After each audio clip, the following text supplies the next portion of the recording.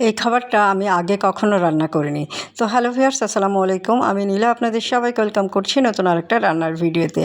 আর আজকে রান্না করব হচ্ছে শুটকি ভর্তা লাউয়ের খোসা দিয়ে।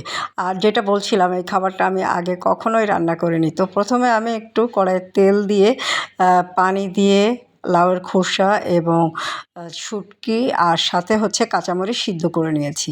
এখন কড়াইয়ে আরেকটু তেল দিয়ে একটা গোটা রসুন, তারপরে পেঁয়াজ কুচি, শুকনো মরিচ, কয়েকটা কাঁচামরিচ ভালো করে ভেজে নিয়ে সিদ্ধ করে নেওয়া লাউয়ের খোসা এবং শুটকিটাকে আবারও একটু ভালো করে ভেজে নিব। তো ভেজে নিয়ে আমি এটাকে ব্লেন্ডারে ব্লেন্ড করব, শিলপাটায় বাটবো না, কেননা এটা মিহি করে না বাটলে মাছের যে শুটকির কাঁটা যদি গালে পড়ে আমি খেতে পারবো না। কেননা আমাদের বাসায় খুব বেশি এই শুটকি খায় না, নর্মালি রান্নাই হয় না বললে চলে। তবে নতুন নতুন আমি খাওয়া শিখেছি বলতে হবে, এবং এখন একটু একটু ভালো লাগে, তো যার কারণে একটু বাসায় ট্রাই করলাম।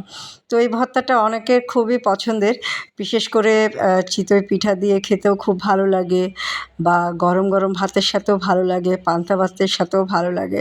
তো এই ভর্তাটা কারা কারা খান একটা ছোট্ট কমেন্ট করে জানাবেন। আর আমি কিন্তু এই প্রথমেই রান্না করলাম বা ভর্তাটা বানালাম, এর আগে কখনো আমি শুটকি ভর্তা করিনি।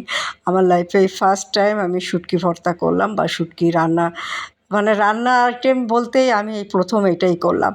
তো কেমন হলো আমার ভর্তাটা আপনারা একটা কমেন্ট করে জানাবেন। তবে খেতে কিন্তু বেশ হয়েছিল। এটা কিন্তু আমি খেয়েই বলছি, না খেয়ে বলছি না। তো হয়ে গেল শুটকি ভর্তা।